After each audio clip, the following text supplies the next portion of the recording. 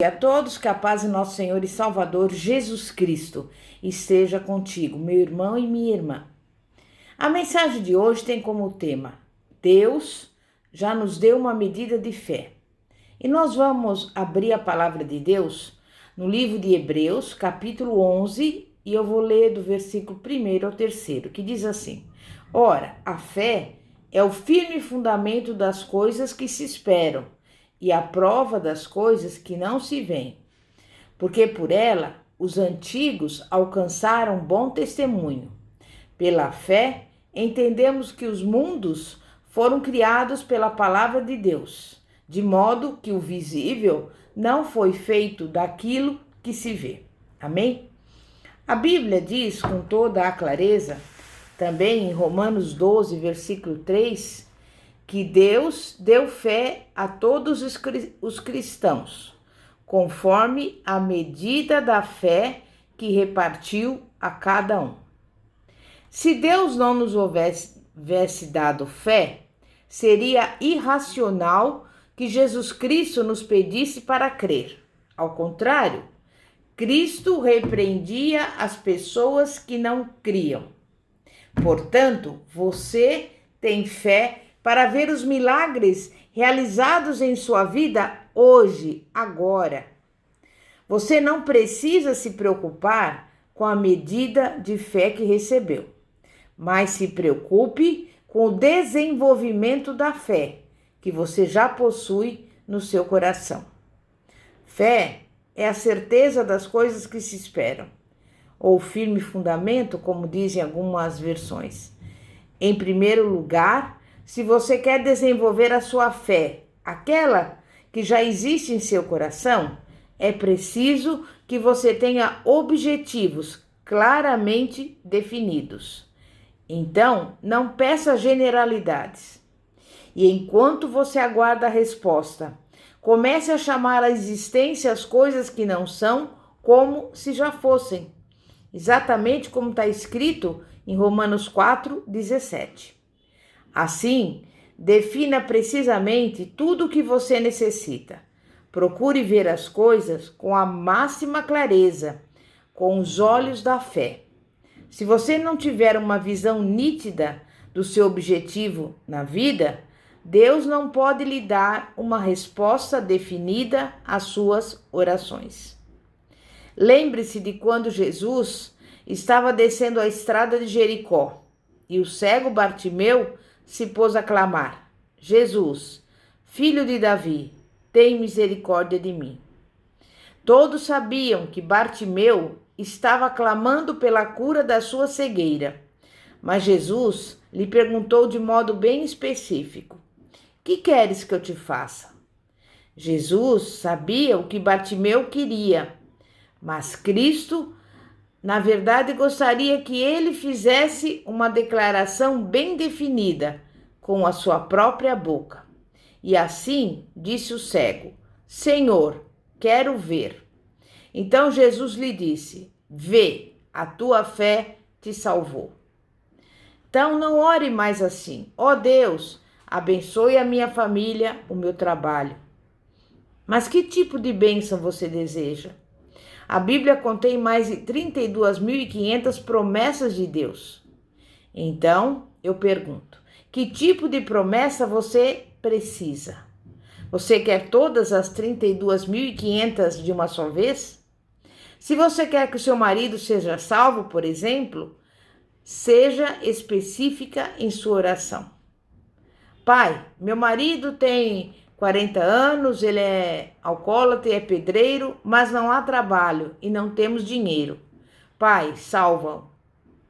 Ser-lhe-á feito conforme você crê em seu coração. Diz a Bíblia que aquilo que ligamos na terra será ligado no céu, e o que desligamos na terra será desligado no céu. Quando Moisés, por exemplo, estava nas praias do Mar Vermelho, tendo o exército egípcio nos calcanhares dos israelitas, esses não sabiam o que fazer. Então Moisés se pôs a clamar ao Senhor. Mas o Senhor repreendeu a Moisés por causa da sua oração. Disse-lhe o Senhor: Por que clamas a mim? Dize aos filhos de Israel que marchem. Moisés, estende a tua mão e divide o mar vermelho. Era da responsabilidade de Moisés exercer fé em Deus. E é da sua responsabilidade hoje, e não de Deus, o exercício da sua fé. Deus lhe deu a sua palavra. Ele lhe deu espírito e fé. Agora, ele lhe pede que você creia. Não precisamos esperar até o próximo ano. Podemos experimentar os milagres da salvação, da cura e das respostas às nossas orações, agora mesmo. Em segundo lugar, você deve apresentar um pedido específico. Diz a Bíblia que a fé é a certeza das coisas que se esperam, ou o firme fundamento das coisas que se esperam. Esperar algo significa ter entusiasmo a respeito de algo.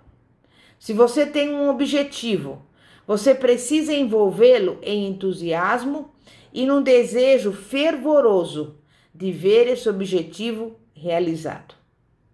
O Espírito Santo traz entusiasmo ao seu coração.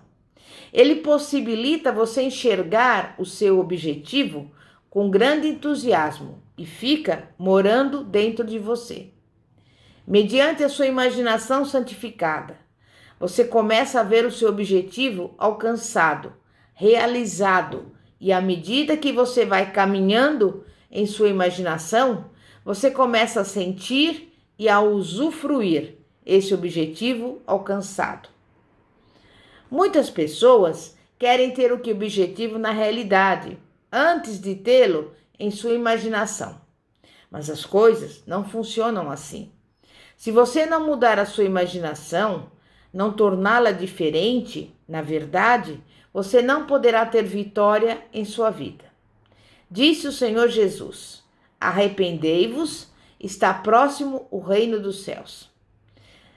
A palavra grega para arrepender significa mudar o modo de pensar, mudar o modo de sentir. Mediante Cristo, podemos mudar, sair da consciência da doença para a consciência da saúde, da consciência de fracasso para a consciência de sucesso. Manda-nos a Escritura que vigiemos o nosso coração acima de todas as coisas, porque do coração partem todas as saídas da vida. A sua vida futura depende do seu pensamento hoje e da sua imaginação.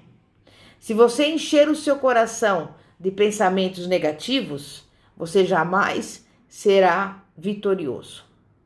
Pense como Deus pensa. Veja as coisas como Deus as vê. Fale com Deus como Ele fala. Mude a sua imaginação.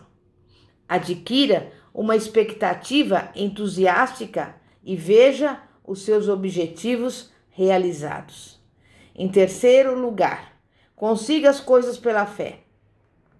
Desenhe, por exemplo, o quadro do que você quer, com toda a clareza em seu coração. Depois, pela fé, ajoelhe-se e ore até que esse quadro seja substituído pelo real, até que o sonho se transforme em realidade. Certeza, em grego, significa título de propriedade, documento legal. Desde que você tenha a escritura de propriedade de uma casa, essa casa lhe pertence, não é mesmo? Depois que você ora, você passa a ter a certeza de que Deus respondeu a sua súplica. Pela fé, você passa a possuir o título legal de propriedade e o bem vai para a pessoa que possui a escritura definitiva. Deus é o mesmo em todo o universo. É a nossa fé que move a mão de Deus. Liberte-se desse pensamento negativo, segundo o qual a tarefa à sua frente é impossível. Substitua-o pela ideia positiva de que tudo é possível ao que crê. no Senhor Jesus Cristo. Em quarto lugar, quando você tiver essa certeza, deve começar a invocar as coisas que ainda não tem, como se você já as tivesse. Você precisa crer na palavra de Deus, a palavra da criação. Disse Deus: haja luz, e houve luz. Ele criou os céus e a terra pela sua palavra. Deus criou as estrelas e todo o universo pela sua palavra. E Deus quer que você pronuncie as mesmas palavras com a sua própria boca. Abraão estava com 100 anos de idade e Sara com mais de 90 anos, quando Deus lhe deu a promessa e a certeza de que eles teriam um filho. Todavia, Deus impôs uma condição. Abraão deveria chamar o seu filho que ainda não existia, como se ele já houvesse nascido. Disse Deus: vou mudar o seu nome. Você não mais se chamará Abrão, mas Abraão, que significa pai de muitas nações. E a sua esposa não será mais Sarai, mas Sara, que significa anfitriã. Abraão poderia ter criticado, retrucado: todas as pessoas vão rir de nós, porque não temos um filho sequer, e chamamo-nos um ao outro anfitriã e pai de muitas nações.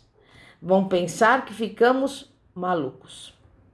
Todavia, Deus nunca concorda com objeções tolas humanas.